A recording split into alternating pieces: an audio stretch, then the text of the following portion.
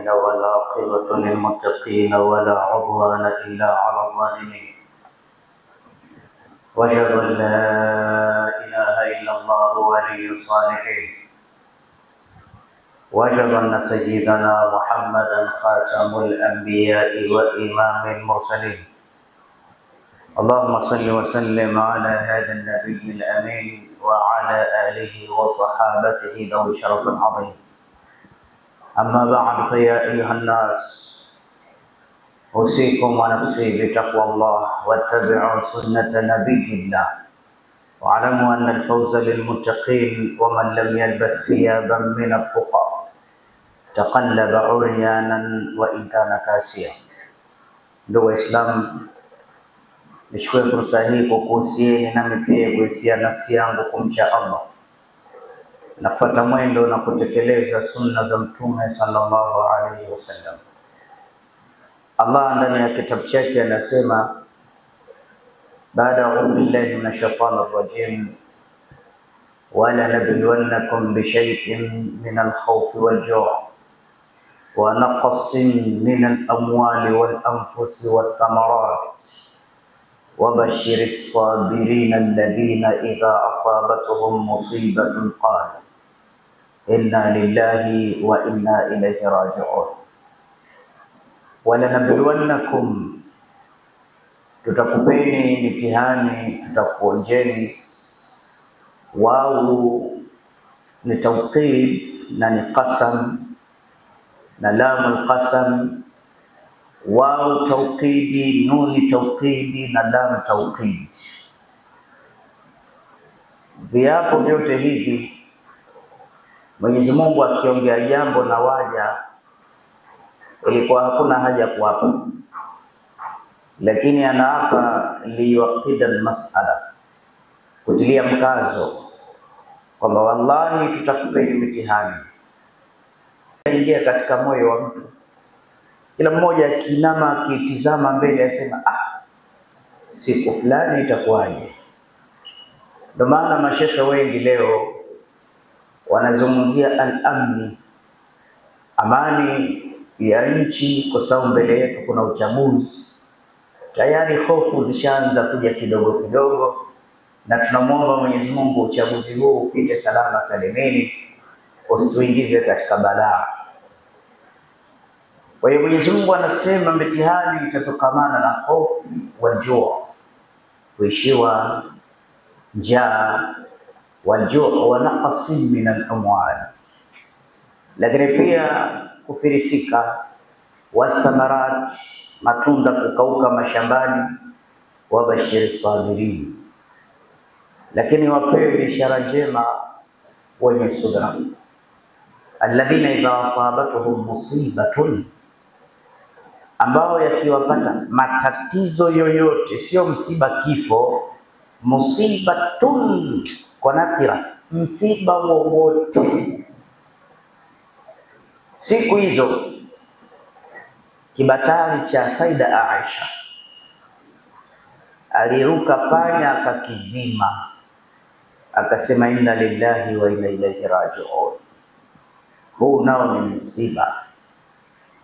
Imam Shafi anasema rahimahullah, mtu akipatwa na zilzala na maonjo na mitihani, na Mwenyezi Mungu hii mitihani kaitengea siku.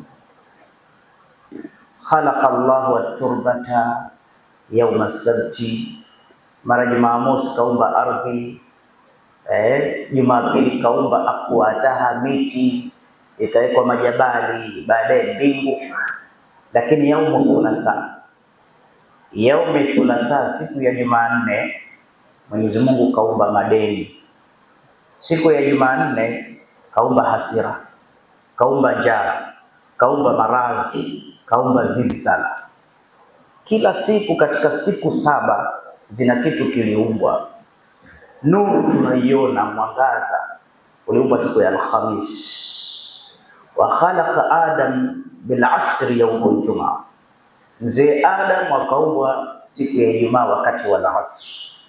Lakini siku moja tu ikaumbwa mitihani, vitu vyote vinavyokera.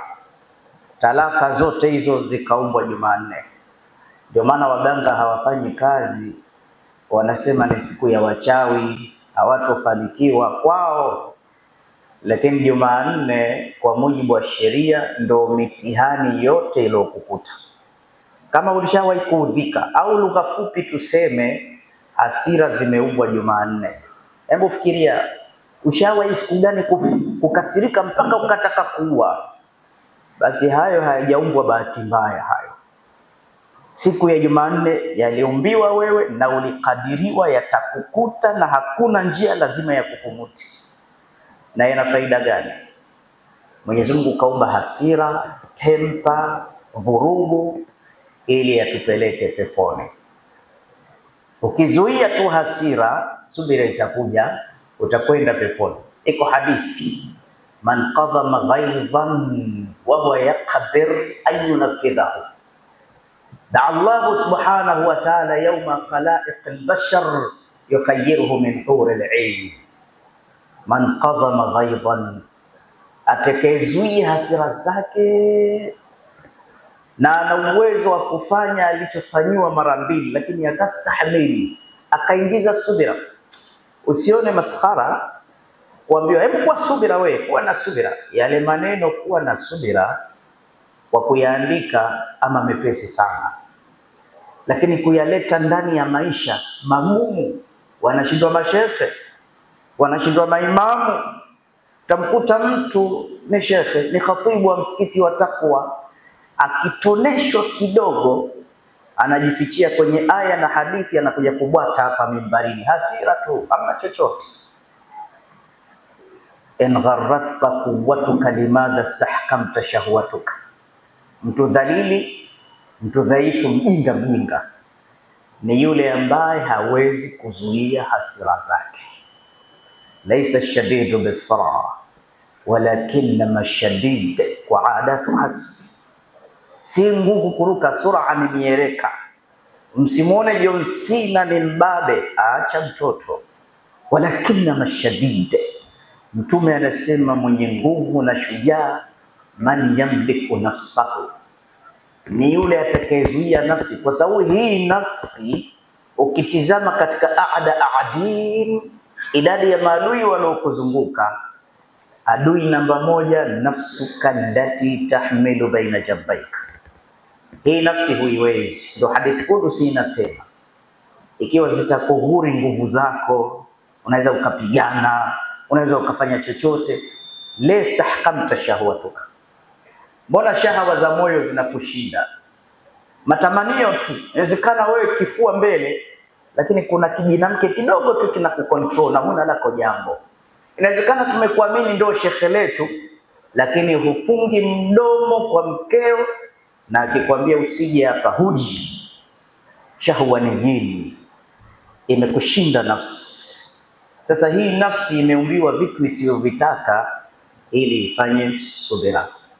Kwa hiyo man qadhama ghaidhan, atakayezuia hasira na ana uwezo wa kurevenge, zawadi yake siku ya Kiyama, Allah atamuita mbele ya shingo za watu, mbele ya kadam nas, yukhayyiruhu min hur al-'ain, ampe ziada gifts, amwambie watu hawajagaiwa hesabu bado, chagua mwanamke mzuri wa peponi unayemtaka, uanze kutangulia naye. Kwa nini?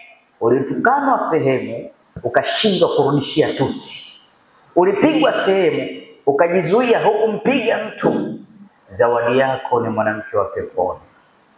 Basi hata yakitajwa mambo makubwa ili la kuzuia hasira linakuwa mwanzo. Pepo, nasema tena, Mwenyezi Mungu kaumba hasira ili tukikanyaga, tukiweka subira, letu ni pepo. Haya, nitafikie sehemu ambayo imetajwa hasira, hapo mbele hakuna pepo. Fungua sura Ali Imran aya 133, wasari'u ila maghfiratin min rabbikum wa jannatin arduha as-samawati wal ard uiddat lilmuttaqin. Kimbilieni katika maghfira yatokamana na Mola wenu mpenzi, mpate pepo.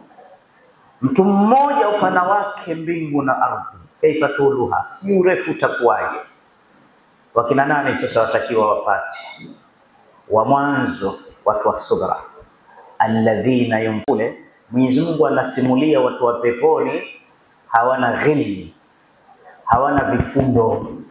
Hapa ulipo kuna nyongo mbalimbali umeziweka, mtu fulani simsamehe abadan kwa hili, na nitamuonesha au simuoneshe, lakini simsamehe, liko moyoni.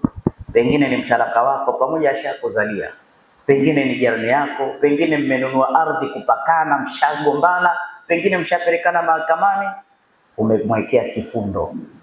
Mtu yeyote anayetaka kuwa na sifa za watu wa peponi kupitia hotuba hii asafishe mafundo, na kusafisha mafundo katika moyo, huu ni mlango wa subira. Lan tablugha al-karama hatta tal'aqa as-sabr. Huwezi kupata cheo, huwezi ukapata mazuri mpaka mitihani ikupate, alafu na wewe uwe na subira. Wewe unajua subira ni nini? Mmoja anaulizwa mambo ya sabr, hebu tupe taarifu ya subira. Asema subira ka antakula al-mirara bighairi ta'abbus.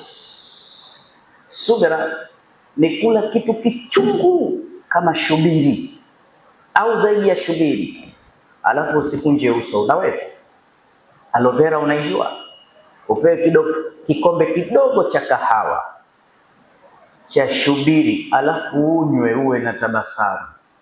Hiyo ndo maana ya subira. Amira al-Mu'minin Umar anasema, si tuna farasi wawili. Farasi tukipata neema kushukuru, na farasi tukipatwa na majaribio, mitihani, kuwa na subira. Lakini yote, inna Allaha ma'as sabirin.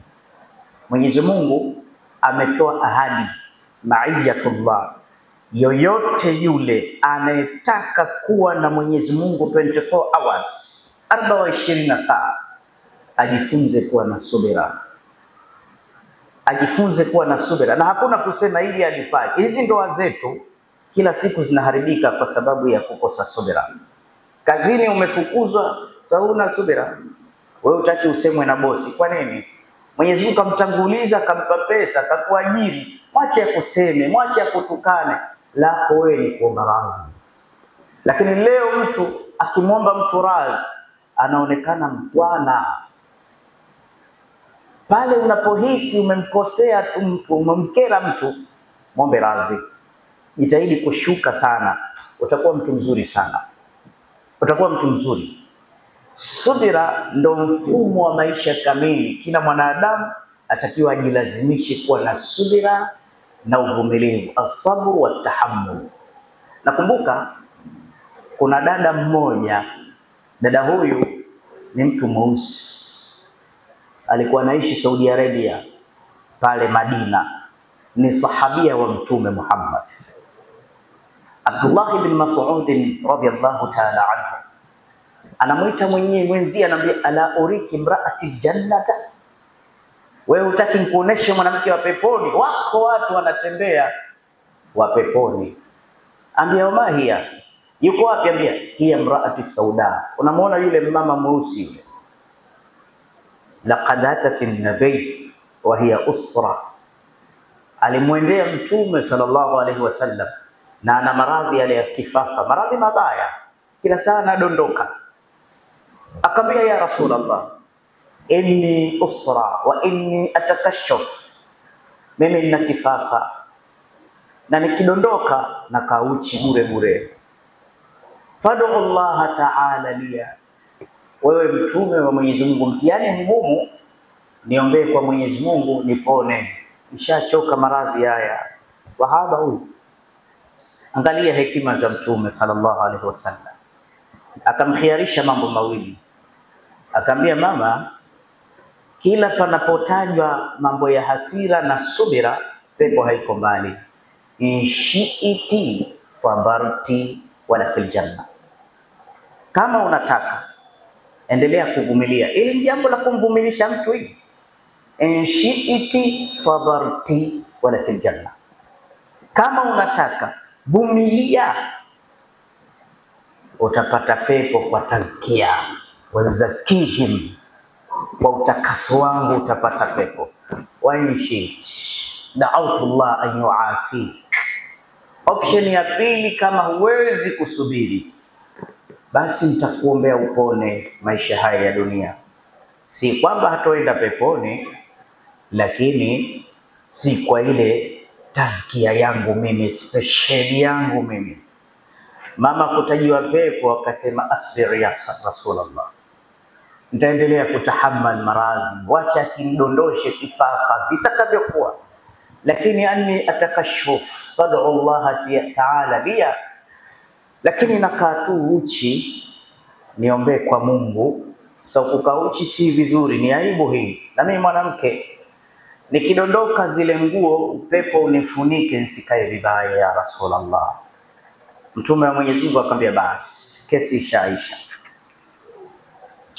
Hata hilo la kukaa uchi wala siombi, ila na kuombea kwa Mwenyezi Mungu.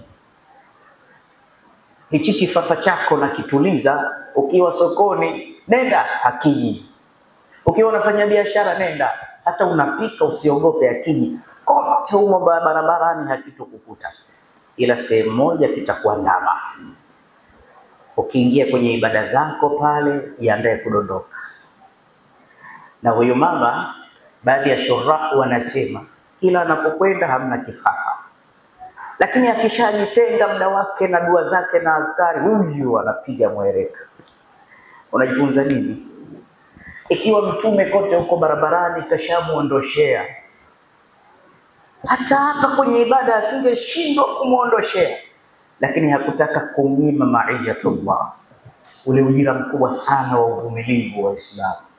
Tuna watu msikitini kwa bahati mbaya ana HIV, maradhi, analia, anahisi nimekwisha mimi.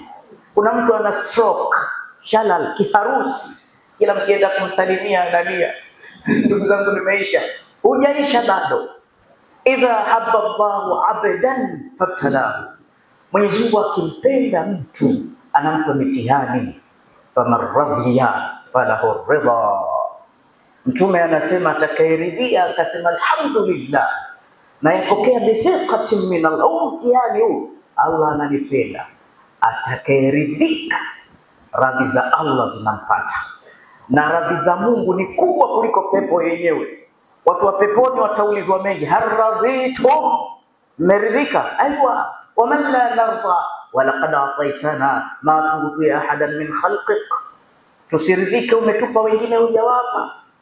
Aya, nakupeni kadha, nakupeni kadha, lakini siku ya mwisho atakaowaambia nimekupeni radhi zangu, sikukasirikieni milele, itakuwa zogo peponi, makelele, kwa sababu radhi za Mungu ni jambo kubwa. Sahaba alikuwa akiulizwa, pepo na radhi za Mungu unataka nini? Asema mimi nataka radhi za Mungu, kwa sababu pepo inaniridhisha mimi, lakini radhi za Allah mimi na yeye. Na huingii peponi mpaka uambie radhiyallahu anka, mpaka uridhiwe mabwana. Maswahaba wameridhiwa, ndio maana kila tukitaja radhiyallahu ta'ala anhum, radhiyallahu ta'ala anha, radhiyallahu ta'ala anhu. Sasa mtume anasema jambo dogo tu ukipewa mtihani ukaridhika, basi wewe falahu ridha. Bilaksi akasema waman sukhita falahu sukhtu, atakayeanza sasa kulalamika, mitihani haituishi, mimi naumwa, hasira zote za Mwenyezi Mungu zinampata, na hasira za Mungu ni moto mabwana. Ndio maana 18 sana Nabii Allah Ayub aliumwa miaka 18. Wallahi wanasema ma anna na yawman, hakuwahi hata kuumulia hata kidogo, kwa sababu wanachuoni wote wamekubaliana kathiratul amin ni sehemu ya kumshtaki Allah, ni sehemu ya kumshtaki Allah. Ubay bin Adi sahaba huyu aliumwa, chini ya kitanda chake ndo haja zake zinatoka. Wakimzuru maswahaba wenzie wanalia hali yake, alafu yeye anatabasamu, anasema tabukuni, mnalia nini? Lillahi ma akhadha wa lahu ma a'ta wa kullu shay'in bi ajalin musamma ay bi qadarin ma'lum. Siha Mungu ndo alileta, ndo kachukua, mimi Mola wangu ananipenda. Na kama mnalia naumwa, Allahumma la taza alayya hurma hatta alqaq, Mungu usinipe uzima mpaka siku nakutana na wewe. lakini homa zenyewe zisinzuilie ibadati. Kuumwa ni mapenzi makubwa, ni ibtilaya ya Mwenyezi Mungu. Nabii Allah Musa alayhi wa ala nabiyina salatu wassalam alipopotea, Qur'ani inasema fa asbaha ummi Musa fariqa, mamake Musa aliamka kama mwenda azimu. Mwanangu yuko wapi? Ndo kesha achinjwa. Wakala teleoktihi, akamwambia dadake Musa, uswidi, fuatilia, angalau nisikie tu washamchinja, basi tumbo la uchungu linaniuma. Laula arrabatna, asema takadu an tubdi bihi laula arrabatna ala qalbiha litakuna min almu'minin. Alikaribia kutangaza, jamani mtoto wangu mmemuona, na angetangaza angeharibu, lakini tukamkaza ule moyo wake ili abakie miongoni mwa waumini. Ina maana sifa ya waumini hawataji matatizo yao. Yani leo ndio unaumwa sana kuliko jana. Akitutembelea mtu, vipi shekhe? Shekhe bwana, mpe vice uvesi. Jana ilikuwa habari nyingine, hata ungesikia nimeondoka basi. Lakini leo kidogo, alhamdulillah, kumbe ndio uko taabani. Lakini wewe unisikia kwa maradhi, tena maradhi yenyewe ya aibu. Shekhe vipi? Nauma tumbo. Wallahi unishindi. Mimi nimefunga injini ya bata kabisa. Mara 5 mara 6 chooni, mara 5 mara 6 chooni. Mimi nauma jino. Mimi nishamwa yote. Muislamu asiarikie matatizo yake, isipokuwa kutoa taarifa inaruhusiwa. Wakati mtume yuko pale wapi panaitwa pale Makka, katika hajjatul wada, siku anarudi sasa, kichwa kikamuuma, akasema ya ruwasa, kichwa jamani kinaniuma, lakini sio ile kuugulia. Lakini pia tunaharibu mambo mengi kwa kukosa subira. La mwisho, kuna kijana mmoja alimwambia shekhe wake, matatizo yananiandama, nikifanya kazi nafukuzwa, msikitini wananitoa. Shekhe kumtizama akamwambia, wewe una ugonjwa mmoja, una subira wewe. Jifunze kuwa na subira. Mtu akikutukana sio kwamba wewe ni bwege, tahammala, utatengeneza ndoa yako. Ushaacha wake wangapi? Una subira. Tulizana, lete ili Abu Swalihina, fungua babu sabr. Akamsomesha, sasa kuanzia leo unafanya tamrinati, mazoezi. Lolote litakalokukuta uwe na subira. Alitoka nyumbani kwake, kamwambia mke wake, leo naenda kwa shekhe, ni mbali, lakini sitarudi, nitalala huko. Bahati nzuri wakasoma, wakamaliza mapema. Shekhe akamruhusu, mimi nilienda kulala, mbia basi wewe rudi nyumbani kalale na mkeo. Akaingia usiku nyumbani kwake, ana funguo zake za ziada. Alipofungua kuingia ndani kwake, subhanallah, kamkuta kwenye kitanda chake, kamkuta mke wake amelala na mwanaume. Na hakuna mashaka kwamba washafanya tendo la ndoa. So wamesarua nguo kule, viatu kule. Alipotizama, shekhe alinisomesha. Siku moja kuna mwanamke mmoja hivi alimtukana Mtume sallallahu alaihi wasallam. Kosa subira kubaya sana. Mtume alipita akamwona mwanamke makaburini analia mpaka anakufuru. Mwanangu, ndo ni afe wangu, anagaragara kwenye kaburi. Mtume akamwambia, ittaqillaha wasiri, unachokifanya si cha sawa, Mungu haonei mtu, muogope Mungu, kuwa na subira. Unajua mwanamke yule kakosa heshima. Alimwambiaje? Ilaika anni, achana na mimi wewe. Lam tusibbi musibati, yangekukuta wewe ukiri, achana na mimi. Neno baya unamwambia Mtume, ilaika anni. Angalia subira ya Mtume Muhammad, hakunyanyua mdomo, sema shukrani, akaondoka. Wala mtaarifu, hakumjua. Ndio maana naambia mwisho wa ubaya aibu. Watu wakaambia, mama umeyakanyaga. Endapo nabeji, huyu ndo rais wetu sasa, si ndo Mtume? Nini? Think before you talk. Think before you doing everything. Kabla hujasema fikiri, kabla hujatenda fikiri. Mpaka akaenda kwa Mtume, Mtume sijakujua. Ambia sasa kama hujanijua ndo utukane watu mama. Akaambia as-sabru 'inda sulmatil ula. Subra iwe katika lile jambo la mwanzo, pale linapotokea jambo, kabla hujafanya kitu, hebu kaa chini kwanza. Tena kama umesimama, kaa kitako. Kama bado joto linakuja, ni shetani, kunywa maji au tawadha au swali rakaa 2. Huyo shetani ataondoka. Ni shetani tu atakaoharibikiwe. Na nikupe taarifa ya mwisho. Shetani maluu haji kipindi cha raha.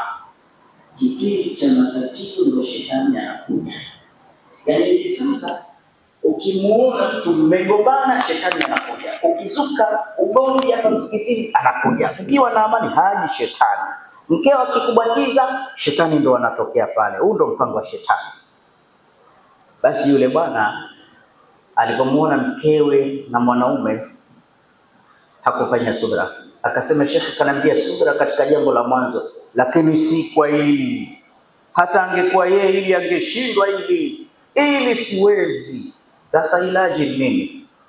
Akaenda kutafuta panga. Akaona ili panga litanichelewesha, akachukua shoka. Akili yake naenda kupiga kichwani, sivunji hata mguu, na uwa mke na uwa mume. Wewe dhaifu sana wewe. Unatafuta matatizo wewe. Na watu wengi wapo gerezani. Kawaulize. Limchapa mtu kibao, limchoma mtu tumbo, hata mke kakusaliti. Jambo kubwa mmeshindwana, talaka si zipo, umemnunua. Uchungu gani huu? Utatafuta matatizo mengi sana. Basi yule bwana sasa lile shoka amelibeba, anataka kwenda kuua. Sijui kasahau nini, kaingia jikoni pale. Asema ngoja nikanywe kwanza kopo la maji jikoni. Kufika jikoni kamkuta mke wake kalala chini. Kashangaa. Ikabidi aende kule chumbani, kakuta wale watu wamekumbatiana wanageuka. Kuja huku mke wake. Sasa mke akaamka. We vipi? Napanga hii na shoka. Ngekuua leo wewe. Vipi wewe? Ambia kwani lini mume wangu? Ambia mimi najua umeingiza mwanaume ndani, mmejifunika na shuka chumbani kwangu. Wallahi ndio nilikuwa nakuja kuua. Mimi si mchezo. Akambia mume wangu wewe, umeshindwa hata dakika 5 kufikiri bwana. Basi leo hii wewe ungekuwa yatima. Wallahi ungemuua babako mzazi na mamako mzazi. Ulivyoondoka tu wametoka kijiri wameingia. Nyumba yetu ndogo nikawapisha chumbani kwako babako na mamako. Mimi nikaja kukaa hapa jikoni. Leo ungeua wazazi wako kwa kukurupuka tu. Ndio maana Mtume akamwambia sahaba moja ili tusome sote.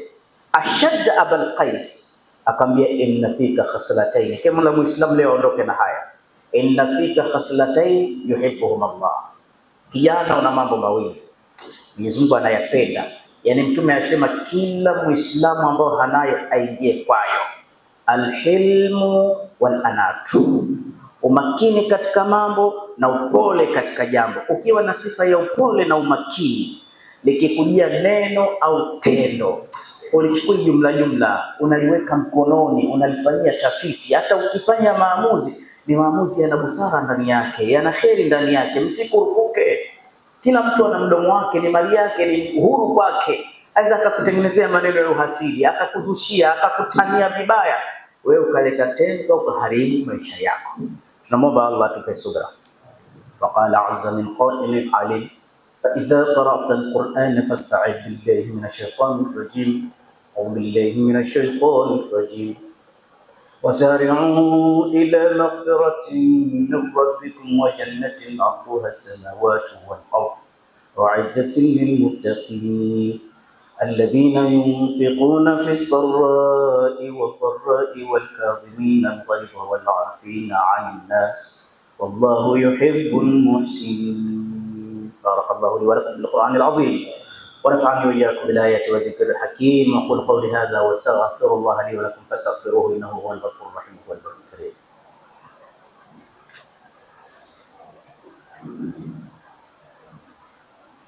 الحمد لله حمدا كثيرا كما هو أشهد أن لا إله إلا الله وحده لا شريك له إرغاما لمن جاد به وكفر وأشهد أن سيدنا ونبينا مولانا محمد وعلى آله وأصحابه المصابيح الغرر. عباد الله اتقوا الله من سماع اللغو وقبول الخبر وانتهوا عما نهاكم عنه وزجر واعلموا أن الله أمركم بأمر بدأ فيه ونفسه وثنى بملائكته المسبحات وقدسه وثلث بكم أيها المؤمنون من برية جنه وإنسه. فقال تعالى مخبرا وآمرا إن الله وملائكته يصلون على النبي يا أيها الذين آمنوا صلوا عليه وسلموا تسليما.